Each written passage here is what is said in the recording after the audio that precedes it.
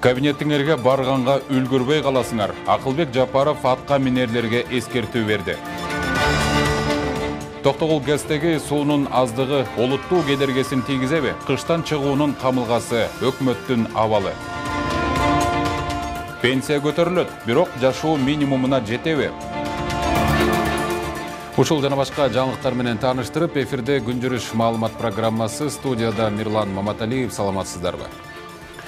Министрлер кабинетинин төрагасы Акылбек Жапаров күз-кышка даярдык боюнча жыйын өткөрүп, атка минерлерге катуу эскертүү берди. Кыш күтүүсүз келип калды деген сөзүңөрдү укпайын.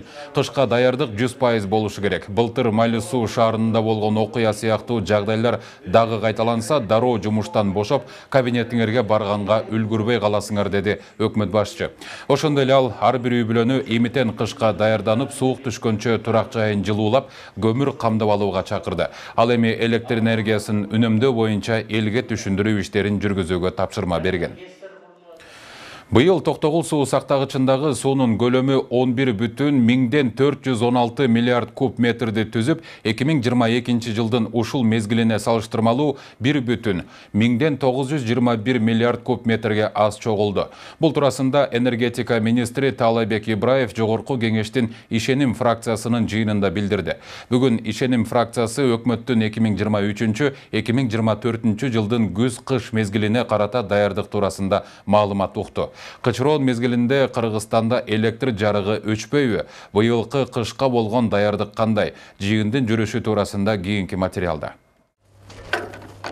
Быйыл электр станциялары тарабынан өндүрүлгөн электр энергиясынын көлөмү 8672,7 миллион киловатт саатты түздү. Бул 2022 жылдагы көрсөткүчкө салыштырмалуу 834,5 миллион киловатт саатка көп болгон. Бул туурасында энергетика министри Таалайбек Ибраев парламенттеги ишеним фракциясынын жыйынында 2023-2024 күз-кыш мезгилине болгон даярдык туурасында маалымат берип жатып билдирди. Эгерде бүгүнкү күндө бизде 24 жылга 17 миллиард 400 миллион киловатт саат керек деп пландаштырып атсак, өзүбүздүн ичибизден 14 миллиард 200 миллион кубту иштеп чыгабыз.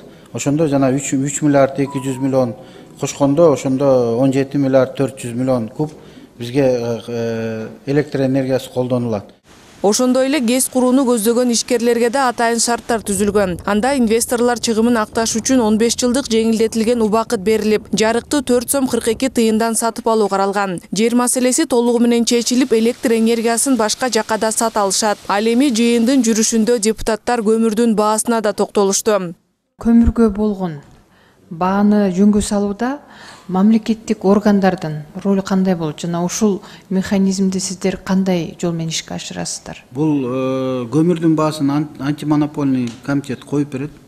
Бүгүнкү күндө кара кечеден чыккан көмүр 1740 сом деп коюп берген. Былтыркы салыштырмалуу кичине кымбаттады. Ошол 1740 бияка келгенде биз эсептеп чыктык. Ошол 4,5 миң сомдон 5 миң сомго чейин ошо бааны коюп атабыз. Айрыкча кыш мезгилинде аба райынын кескин суук болуп кетишинин кесепети электр энергиясына терс таасирин берет. Бул учурда жарыкты керектөө жогорулап кеткендиктен эскертүүсүз өчүрүүлөр орун ала баштайт. Мындан улам эл өкүлдөрү тарабынан кыш мезгилиндеги өзгөчө кырдаалдарга ыкчам чара көрүү үчүн даярдык көрүү сунушталып, жаңы генерациялоочу кубаттуулуктарды ишке киргизүү маселеси да көтөрүлдү. Бир канча үйлөрдө свет жарык өчүп калса, ал жерде газ да жок, борбордук жылуу системасына киргизилген эмес да. Ошол жерге убактылуу эмбай 2 саат 3 сааттан көп болуп кетиши мүмкүн да. Сиздер азыр ушу иш планга киргизиңиздер, убактылуу ошондой дворлорго мисалы чатырларды тегип, тамак аш даярдап, жылуулук системасын киргизип, ушундай нерсени азырда мобильный топтор түзүш керек да. Суу деген серьезный вопрос. Министерство водного хозяйства кылсак керек. Азыр башка областьлерде, мамлекеттерде ушундай экен. На казактарда ачып атат Министерство водного хозяйства. С водой шутить не надо. Ушуну айтышыбыз керек, биз алдан киргизгиле немеге. Жыйындын соңунда фракция лидери Улукбек Ормонов кышка керектөлүүчү отундун бардык түрлөрүн даярдоо боюнча маалыматтарды тактап, тиешелүү органдардын жетекчилеринин жоопкерчилигине көңүл бурууга чакырды. Акылай Маратова, Мирлан Маматали уулу, New TV. Кыргызстанда 100 миңге чукул жаран жашоо минимумунан төмөн пенсия алат. Мындан улам социалдык фонд 1 октябрда жогорку кеңешке жаңы мыйзам долбоорун сунуштоону пландоодо. Бул туурасында бүгүн социалдык фонддун төрагасы Бактияр Алиев билдирди. Анын айтуусунда учурда пенсионердин жашоо минимуму 6813 сомду түзөт. Ал эми социалдык фонд пенсияны эмгек стажы жана төлөнгөн камсыздандыруу төгүмдөрүнө жараша эсептейт. Эгер жарандын эмгек стажы 5-7 жыл болсо, пенсия аз төлөнөт. Мындан улам сунушталууга дайындалып жаткан жаңы документте 5 жылдык иш тажрыйбаны киргизүү каралган. Ушу тапта Кыргызстанда 762 миң жаран пенсия алса, алардын ичинен 7200-үнө эң төмөн тагыраагы 1500 сом өлчөмүнө чейинки пенсия берилет. Алиевдин айтуусунда 30 миң сомдон 100 миң сомго чейин пенсия алгандардын саны 3 миңге чукул. Белгилей кетсек, президенттин жарлыгына ылайык 2023 жылдын 1 октябрынан тарта пенсиянын камсыздандыруу бөлүгү 38%-га көбөйөт. Тагыраагы 30 миң сомго чейинки пенсиянын камсыздандыруу бөлүгү орточо 38%-га 500 сомдон кем эмес өлчөмүндө кошулат. Мында пенсияга кошула турган сумма ар бир пенсионердин пенсиясынын камсыздандыруу бөлүгүнүн өлчөмүнө жараша болот. 30 миң сомдон өйдө алган жарандардын саны бүгүнкү күндө 3 миң кишиге жакын. Бул в основном жанагы бизде сразу эле айтып атпайбы, депутаттар алат, анан мамлекеттик кызматкерлер алат, анан мурдак эч ал туура эмес. Бул именно бизде жана тяжелое производство деп коебуз, жана кум төрдө иштеген, высокогорьеде иштеген кызматкерлер көп, шахталарда иштеген кызматкерлер, айлыгы көп болгон жерлер ошол камсыздандыруу төгүмдөрүн көп төккөн, алар ошон үчүн алардын бүгүнкү күндө пенсиялары да көп. Алар ошондой условияларда иштеген, ошондой айлыкты алган, бирок бүгүнкү күндө ден соолугунда жоготкон адамдар да. Кыргызстанда балдардын жалпы саны быйыл жыл башында бир жыл мурдагы көрсөткүчтөн 36 миңге көп болгонун президенттик администрация билдирди. Мекеменин маалыматына караганда өсүш 1,3%-ды түздү. 18 жашка чейинки курактагылар дээрлик 2,7 миллионго жетти. Алардын 49%-ы кыздар экени маалымдалды. 7 жашка чейинкилер 42%, ал эми 7-14 жаш курактагылар 45%, 15-17 жаштагы өспүрүмдөр 13%. Балдардын көбү айыл жергесинде жашайт. Кыргызстандын 7 миллионунчу жараны Баткен облусунун Кызыл Кыя шаарында былтыр 19 октябрда төрөлгөн. Ошентип өлкө калкынын саны 7 жылда 1 миллионго көбөйдү. Кыргызстан калкынын санынын өсүшү боюнча Борбор Азияда 2-нчи орунда турат. Баткен шаарында 2021 жылдын апрель айындагы жана 2022 жылдын сентябрь айындагы чек ара окуяларынын курмандыктарын эскерүү иш-чарасы өтүп, эстелик мемориалы ачылды. Бул тууралуу президенттин Баткен облусундагы өкүлчүлүгү билдирди. Облус башчысы Абдикарим Алимбаев сөз сүйлөп, мекенди коргоп жатып, баатырларча курман болгон мекендештерди эскерүү тирүүлөрдүн инсандык милдети экенин белгиледи. Биз дайыма алардын эрдигине баш ийип таазим этебиз. Өз милдеттерин ак ниеттүүлүк менен аткарып жатып, шейит кеткен аскер кызматкерлеринин, катардагы жарандарыбыздын жакындарына терең кайгыруу менен көңүл айтам. Алар өзү үчүн өлгөн жок, эли, жери, жакындары жана мекени үчүн жанын берди. Мындан өткөн баатырдык барбы? Бул эр азаматтарыбыздын эрктүүлүк, тайманбастык сапаттарынын далили. Чек арадан чегинбеген Манас атанын урпактары турганда өлкө бүтүндүгү бекем сакталат деген ишеничим чоң, деди Алимбаев.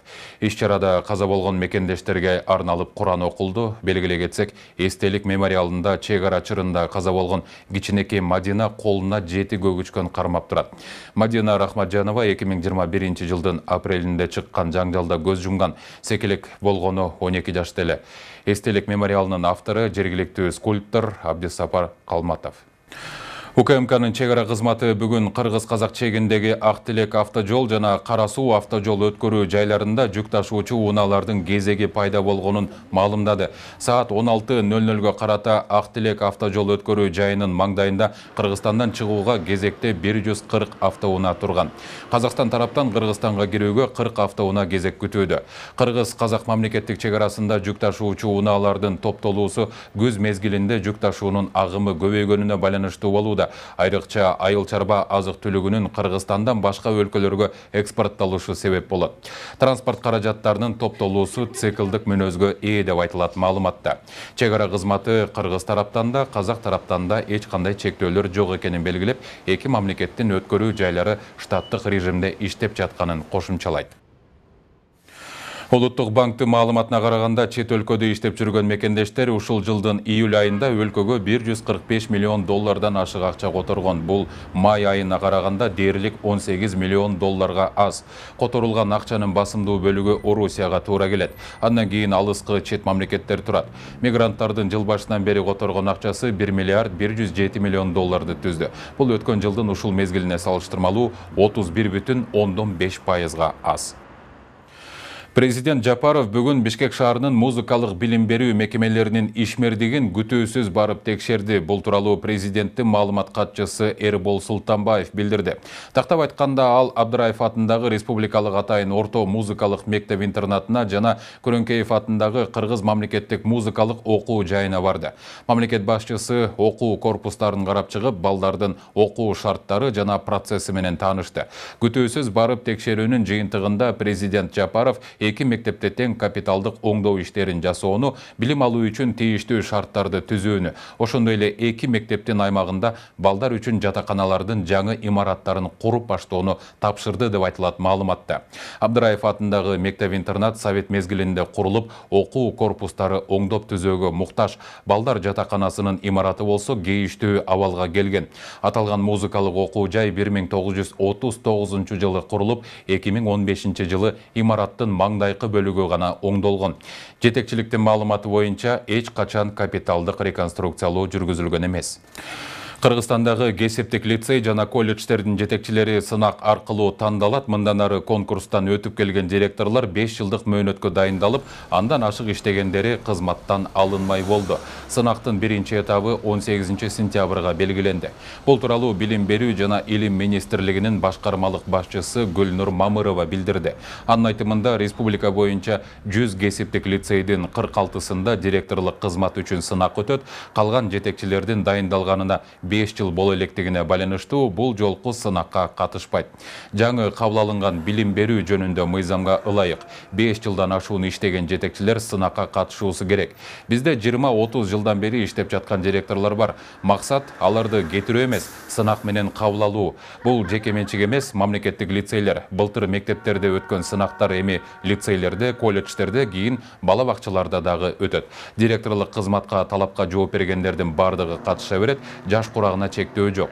Мурдагы жетекчилер дагы сынакка катышса болот. Процедура боюнча алар өз каалоосу менен арыз жазып сынакка катышса болот, деди Мамырова. Билим берүү жана Илим министрлигинин маалыматына караганда, бул жолу 6 колледждин директорлук кызматына сынак өтөт. Жалпысынан министрликке караштуу 26 колледж бар. Кыргызстандын төрөтканаларында айы күнү жеткен аялдын күйөөсү же башка жакындарынын катышуусунда ишке ашуучу өнөктөштүк төрөт токтотулду. Бул тууралуу Саламаттык сактоо министри Алымкадыр Бейшеналиев Жогорку кеңештин Ата журт Кыргызстан фракциясынын жыйынында билдирди. Фракциянын мүчөсү депутат Надира Нарматова аял төрөп жаткан маалда ага күйөөсүнүн киргизилиши ислам динине жана башка динге туура келбей турганы, мындай нерсе каада салтта да жоктугун белгилеп, бул уруксаатты жокко чыгарууну талап кылды. Аны өнөктөштүк төрөт деп коет, муну биз жокко чыгардык. Азыркы кезде төрөткө күйөөсү да кирбейт, башка жакындары да киргизилбейт деп жооп берди министр Алымкадыр Бейшеналиев. Жыл башынан бери темир жолдогу кырсыктан 6 адам каза болду. Бул тууралуу Кыргыз темир жолу ишканасынан билдиришти. Темир жолчулар белгилегендей, кырсыктын негизги себептери болуп, темир жолдогу коопсуздук эрежелерин сактабагандык эсептелет. 2023 жыл башынан бери темир жолдо 76 жолу поезддерди чукул токтотуу фактылары катталган. Анын ичинен 67 учурда кагылышуу алдын алынып, адамдардын өмүрү сакталган.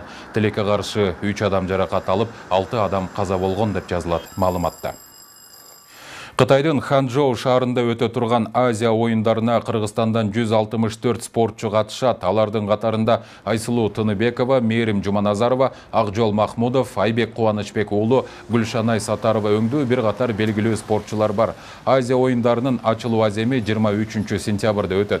Мелдеш 8 октябрга чейин уланып, ага 40тан ашуун өлкөдөн келген спортчулар катышат. Азия ойындарынын программасына жалпы 42 спорттун түрү киргизилген. Кыргызстандыктар спорттун 23 түрү боюнча катышууда. Азия ойындары 1951 жылдан бери өткөрүлүп келет. Акыркы жолу 2018 жылы Индонезиянын Жакарта шаарында өтүп, Кыргызстандын улуттук курама командасы 2 алтын, 6 күмүш жана 12 коло медаль уткан. Ушуну менен берүүбүздү жыйынтыктайбыз. Саламатта туруңуздар.